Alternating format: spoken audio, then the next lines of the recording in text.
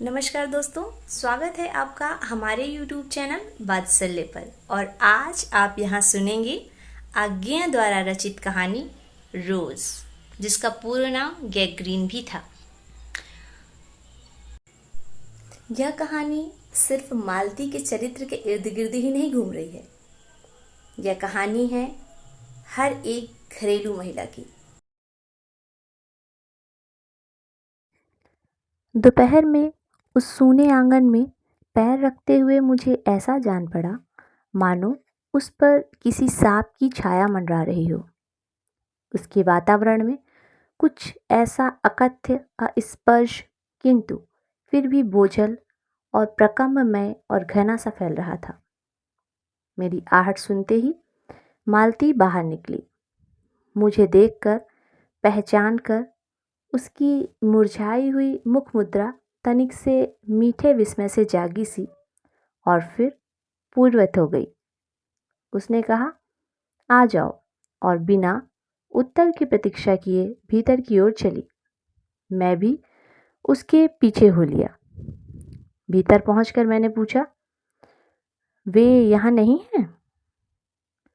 अभी आए नहीं, दफ्तर में हैं, थोड़ी देर में आ जाएंगे।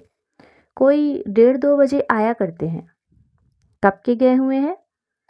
सवेरे उठते ही चले जाते हैं। मैं हूँ कर पूछने को हुआ, और तुम इतनी देर क्या करती हो? पर फिर सोचा, आते ही याकायाक प्रश्न ठीक नहीं है। मैं कमरे के चारों ओर देखने लगा। मालती एक पंखा उठा लाई और मुझे हवा करने लगी। मैंने आपत्ति करते हुए कहा, मुझे नहीं चाहिए, पर वह नहीं मानी। बोली, वाह, चाहिए कैसे नहीं? इतनी धूप में तो आए हो यहाँ तो। मैंने कहा, अच्छा लाओ, मुझे दे दो।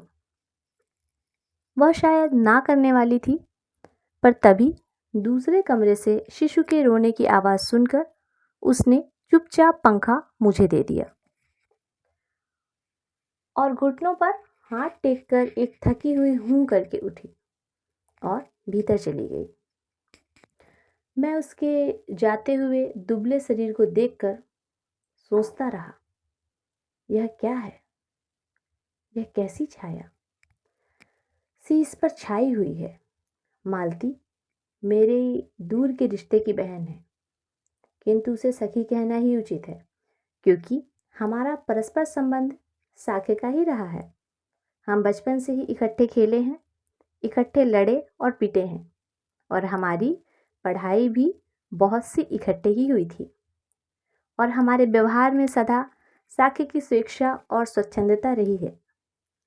वह कभी भ्रातृत्व के या बड़े छोटेपन के बंधनों से नहीं घिरी। मैं आज कोई 4 वर्ष बाद उसे देखने आया हूँ। जब मैंने उसे इससे पूर्व देखा था तब वह लड़की ही थी। अब वह विवाहिता है, एक बच्चे की माँ भी है। इससे कोई परिवर्तन उसमें आया होगा, और यदि आया होगा तो क्या?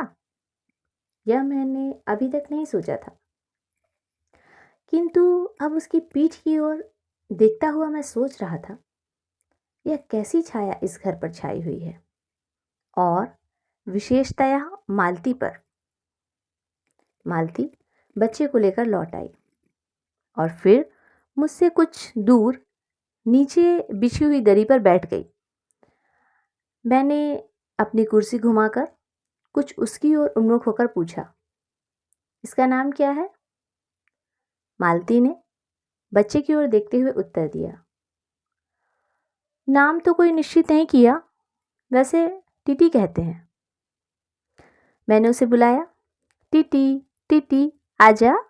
पर वह अपनी बड़ी बड़ी आंखों से मेरी ओर देखता हुआ अपनी माँ से चिपट गया और रुआंसा सा होकर कहने लगा,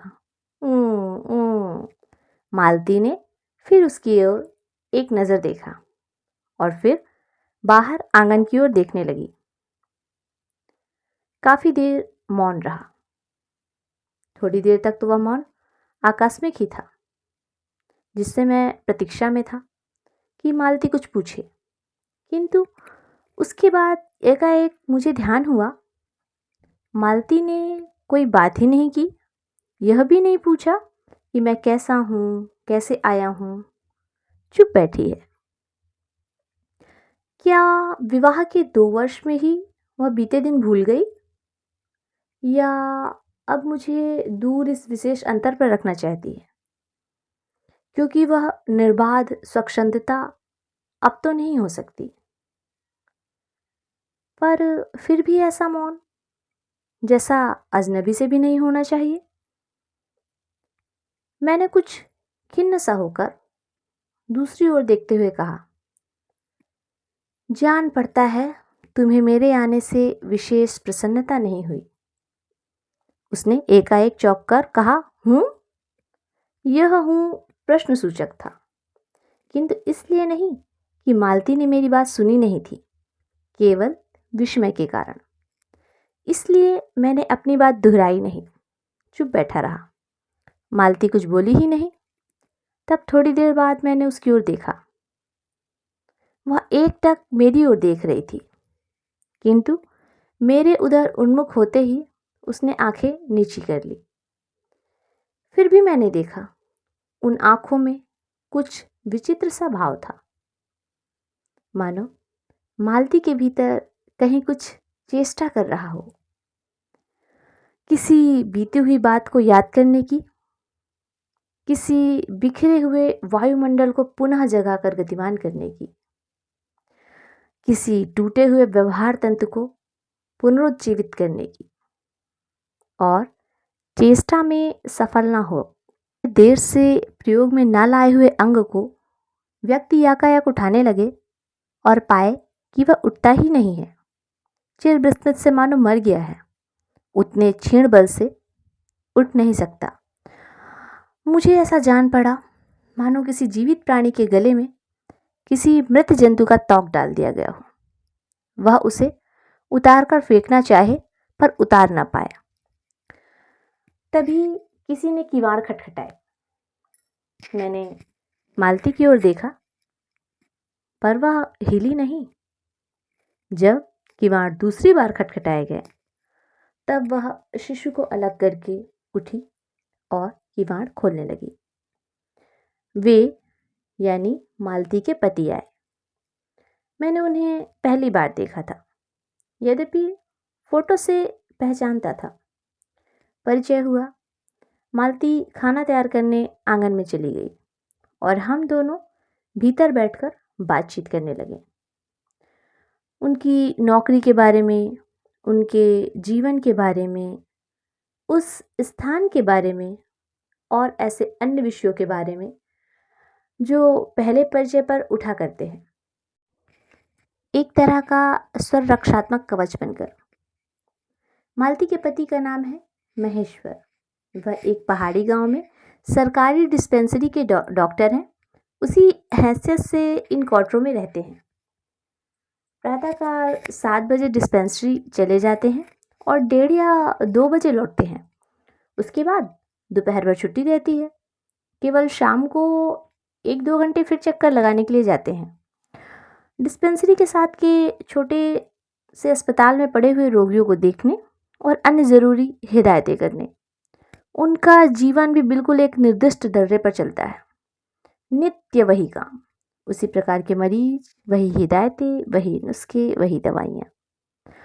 वह स्वयं उकताए हुए हैं, इसलिए और साथ ही इस भयंकर गर्मी के कारण वह अपने फुर्सत के समय में भी सुस्त ही रहते हैं।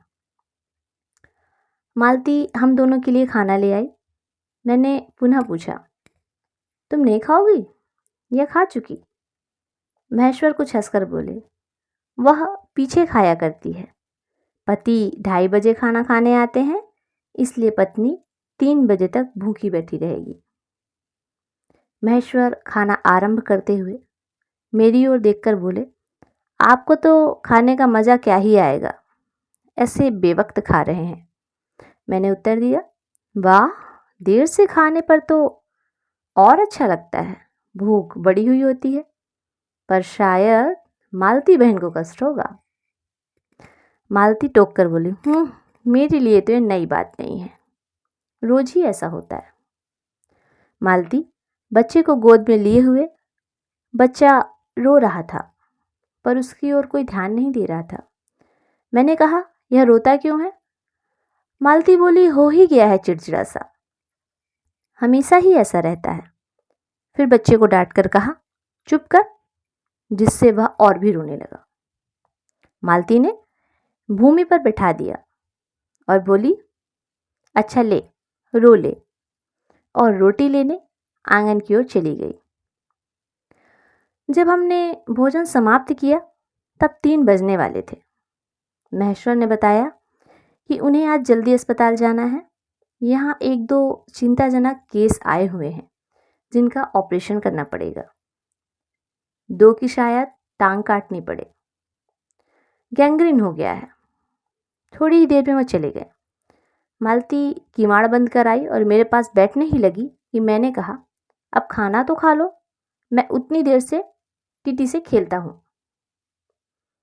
वह बोली, खा लूँगी, मेरे खाने की कौन बात है, किंतु चली गई। मैं टीटी को हाथ में लेकर झुलाने लगा, जिससे वह कुछ देर के लिए शांत हो गया। दूर शायद अस्पताल में ही 3 कड़के। याकायक मैं चौंका।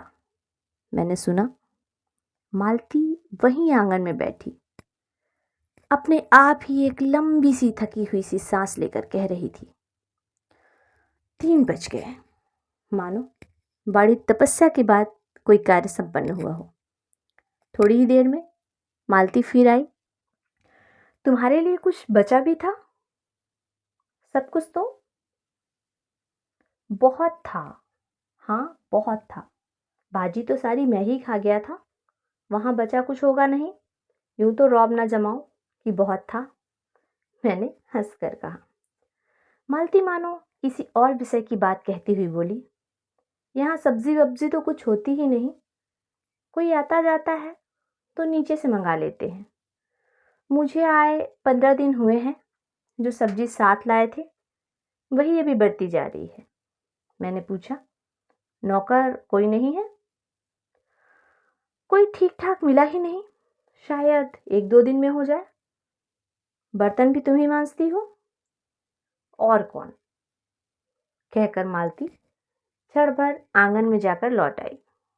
मैंने पूछा, कहाँ गई थी? आज पानी ही नहीं है, बर्तन कैसे मंजेंगे? क्यों, पानी को क्या हुआ? रोज ही होता है, कभी वक्त पर तो आता ही नहीं। आज शाम को 7 बजे आएगा, तब बर्तन मंजेंगे। चलो, तुम्हें 7 बजे तक छुट्टी तो हुई, कहते हुए मैं मन ही मन सोचने लगा, अब इसे रात के 11 बजे तक काम करना पड़ेगा। छुट्टी क्या खाक हुई? यही उसने कहा। मेरे पास कोई उत्तर नहीं था, पर मेरी सहायता टीटी ने की। याकाएक फिर रोने लगा और मालती के पास जाने की चेष्टा करने लगा और मैंने उसे दे दिया। थोड़ी देर फिर मौन रहा। मैंने जेब में से अपनी नोटबुक निकाली और पिछले दिनों के लिए लिखे हुए नोट देखने लगा। जब मालती को याद आया कि उसने मेरे आने का कारण तो पूछा ही नहीं और बोली, यहाँ कैसे आए?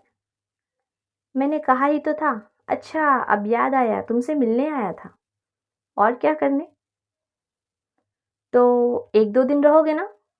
नहीं, कल चला जाऊंगा, जरूरी जाना है। ती कुछ नहीं बोली, कुछ खिन्न सी हो गई। मैं फिर नोटबुक की तरफ देखने लगा। थोड़ी देर बाद मुझे भी ध्यान हुआ, मैं आया तो हूँ मालती से मिलने, किंतु यहाँ वह बात करने को बैठी है और मैं पढ़ रहा हूँ। पर बात भी क्या की जाए। मुझे ऐसा लग रहा था कि इस घर पर जो छाया घिरी हुई है वह अज्ञात रहकर भी मानो मुझे वश में कर रही है। मैं भी वैसा ही नीरस निर्जीव सा हो रहा हूँ, जैसे यह घर, जैसे मालती। मैंने पूछा, तुम कुछ पढ़ती लिखती नहीं? मैं चारों ओर देखने लगा कि कहीं किताबें दिख पड़े। यहाँ, कहकर मालती थोड़ा हंसती। वह हंसी कह रही थी, यहाँ पढ़ने को क्या? मैंने कहा, अच्छा, मैं वापस जाकर जरूर कुछ पुस्तकें भेजूंगा। और वार्तालाप फिर समाप्त हो गया। थोड़ी देर बाद मालती ने पूछा, आए कैसे हो? लारी में? पैदल? इतनी दूर, इतनी हिम्मत की? आखिर तुमसे मिलने आया हूं। ऐसे ही आए हो? नहीं, कुली पीछे आ रहा है सामान लेकर। मैंने सोचा बिस्तरा ले ही चलूं। अच्छा किया। यहां तो बस। कहकर मालती चुप रह गई। फिर बोली, तब तुम थके होंगे, लेट जाओ। नहीं, बिल्कुल नहीं थका। रहने भी दो। थके नहीं? भला थके हैं? और तुम क्या करोगी? मैं बर्तन मांज रखती हूँ, पानी आएगा तो धुल जाएंगे। मैंने कहा, वाह, क्योंकि कोई और बात मुझे सूझी ही नहीं। थोड़ी देर में मालती उठी और चली गई, टीटी को साथ लेकर। तब मैं लेट गया और छत की ओर देखने लगा।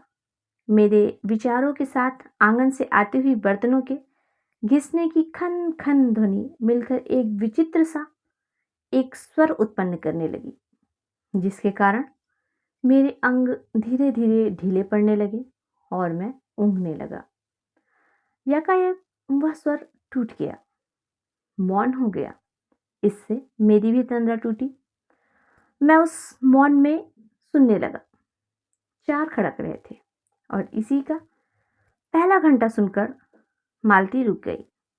वही 3 बजे वाली बात मैंने फिर देखी, अब की बार उग्र रूप में। मैंने सुना मालती एक बिल्कुल अनैक्षिक, अनुभूतिहीन, नीरस यंत्रवत, वह भी थके हुए यंत्र के स्वर में कह रही थी, 4 बज गए। मानो इस अनैच्छिक समय को गिनने में ही उसका मशीन तुल्य जीवन बीतता हो। वैसे ही जैसे मोटर का स्पीडोमीटर यंत्रवत फासला नापता जाता है और यंत्रवत विश्रांत स्वर में कहता है, किससे? कि मैंने अमित शून्य पथ का इतना अंश तय कर लिया। ना जाने कब कैसे मुझे नींद आ गई। तब 6 कभी के बज चुके थे जब किसी के आने की आहट से मेरी नींद खुली और मैंने देखा कि महेश्वर लौट आए हैं और उनके साथ ही बिस्तर लिए हुए मेरा कुली। मैं मुंह हाथ धोने को पानी मांगने को ही था कि मुझे याद आया पानी नहीं होगा। मैंने हाथों से मुंह पोंछते पोंछते महेश्वर से पूछा, आपने बड़ी देर की? महेश्वर बोले, अब रो रो कर सो जाएगा। ग्लानि भरे स्वर में कहा, तभी घर में चैन भी होगा। हाँ, आज वो मैंने पूछा, ऑपरेशन करना ही पड़ा। भीतर ही सोते हैं? एक कर आया, गर्मी तो बहुत होती है। दूसरे को एम्बुलेंस में होने को तो मच्छर भी बहुत होते हैं, पर ये लोहे के पलंग उठाकर बाहर कैसे हो गया? आपके नीचे जाएंगे तो 4 पाइयां ले आएंगे, उसी से हो गया। फिर कुछ रखकर बोले, लापरवाह लोग हैं यहाँ के, आज तो बाहर ही सोएंगे। मैंने पूछा, आपके आने का इतना लाभ ही होगा, अच्छे मिल जाते हैं। टीटी अभी तक रोता ही जा रहा था। नहीं, महेश्वर ने उसे एक पलंग पर बिठा दिया और पलंग बाहर खींचने लगे। मिल ही जाते हैं। मैंने कहा, यही मैं मदद करता हूँ। हर और दूसरी ओर से पलंग उठवाकर निकलवा दिए। नीचे बड़े अस्पताल हम तीनों, महेश्वर, टीटी और मैं, आंगन 2 पलंगों पर बैठ गए और वार्तालाप के लिए उपयुक्त विषय न पाकर केस बनाते को छुपाने के लिए कांटा से खेलने लगे। इस पर टांग काटनी बाहर आकर यह भी कोई डॉक्टर हो गया था। हर दूसरे दिन किसी की टांग, बीच बीच में जैसे एकाएक कोई भूला हुआ का नाम है कर्तव्य याद करके रो उठता था। महेश्वर हंसे या फिर एकदम चुप हो जाता था। ना काटे और तो कभी कभी जान गंवाए हंस पड़ते थे। हाँ, या महेश्वर पहले तो दुनिया उसके बारे में कुछ बातें कह देते थे। मालती बर्तन धो चुकी थी, नहीं था कि कांटों के लेकर आंगन के जाते हैं। एक और रसोई ने उत्तर नहीं दिया की ओर चली, मुस्कुरा दिए। तब मालती महेश्वर जी ओर देखकर बोली, थोड़े से ही होते हैं डॉक्टर, वह भी धो लेना। सरकारी अस्पताल है, कहाँ है? क्या परवाह है? अंगीठी पर रखे हैं, रोज ही कागज में लिपटे हुए। अब कोई मर मुर जाए तो ख्याल कर आम उठाए और अपने आंचल में रात रात भर नींद नहीं आया। जिस कागज में वे लिपटे हुए थे वह किसी पुराने अखबार का टुकड़ा था। नल ने कहा, मालती चलती चलती संध्या के उस क्षण प्रकाश में उसी को पढ़ती जा रही थी। उठकर चली गई। वह नल के पास जाकर खनखनाहट से हमने जाना रही। बर्तन धोए जाने लगे। जब दोनों ओर पड़ चुकी महेश्वर की टांगों के सहारे लंबी सांस लेकर मेरी ओर देख रहा था। फेंक कर अब एकाएक उन्हें छोड़कर मालती की ओर खिसकता हुआ चला। याद आया, महेश्वर ने कहा, दिनों की बात उधर मत जा। जब हम सभी गोद में उठा लिया, स्कूल में वह मचलने हुए ही थे और चिल्ला-चिल्लाकर रोने लगा। सबसे बड़ा सुख, सबसे बड़ी विजय थी हाजिरी हो चुकने के बाद चोरी से क्लास से निकल भागना और स्कूल से कुछ दूरी पर आम के बगीचों में पेड़ों पर चढ़कर कच्ची अमियां तोड़ तोड़ कर खाना। मुझे याद आया, कभी जब मैं भाग आता और मालती नहीं आ पाती थी, तब मैं भी खिन्न होकर लौट आया करता था। मालती कुछ नहीं पढ़ती थी, उसके माता पिता तंग थे। एक दिन उसके पिता ने उसे एक पुस्तक ला कर दी और कहा कि इसके 20 पेज रोज पढ़ा करो। हफ्ते भर बाद मैं देखूं कि इसे समाप्त कर चुकी हो, नहीं तो मार मार कर चमड़ी उधेड़ दूंगा। मालती ने चुपचाप किताब ले ली, पर क्या उसने पढ़ी? वह नित्य ही उसके 10 पन्ने 20 पेज फाड़कर फेंक देती, अपने खेल में किसी भांति फर्क न पड़ने देती। जब 8वें दिन उसके पिता ने पूछा, किताब समाप्त कर ली? तो उत्तर दिया, हाँ कर ली। पिता ने कहा, लाओ मैं प्रश्न पूछूं? तो चुप खड़ी रही। पिता ने कहा तो उद्दत स्वर में बोली, किताब मैंने फाड़कर फेंक दी, मैं नहीं पढ़ूंगी। उसके बाद वह बहुत पिटी, पर वह अलग बात है। इस समय मैं यही सोच रहा था कि वह उद्दत और चंचल मालती आज कितनी सीधी हो गई है, कितनी शांत और एक अखबार के टुकड़े को तरसती। यह क्या? यह तभी महेश्वर ने पूछा, रोटी कब बनेगी?